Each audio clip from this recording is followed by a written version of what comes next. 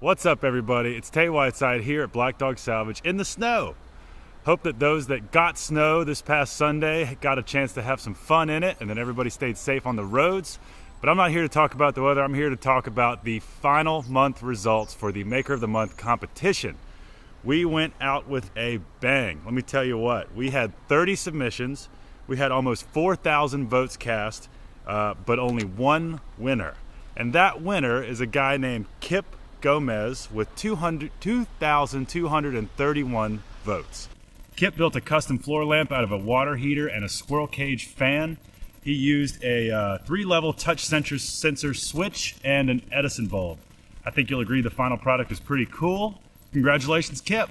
You win a pair of Keen utility boots. We will contact you shortly with all the information about that. We'll put Krista in touch with you. She'll take care of you.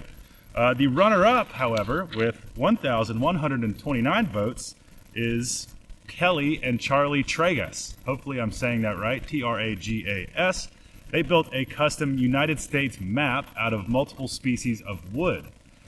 Really cool design, very mosaic-like. They said they built it to celebrate all the places that they had been as a couple, or as she put it, all the places that love had taken them. So that's awful sweet. Thank you to all the talented craftsmen and women out there who have participated in the Maker of the Month competition over the years.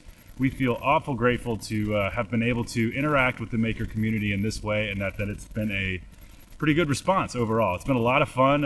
We've gotten some ideas. I think it's fair to say that other people have been able to get ideas from the talent out there. That's it. That's it for the Maker of the Month. We've been doing it a little over a year, but stay tuned shortly because I will be putting together a highlight reel featuring all the winners from the past year. So thanks, everybody, and take care. Oh yeah, and happy holidays.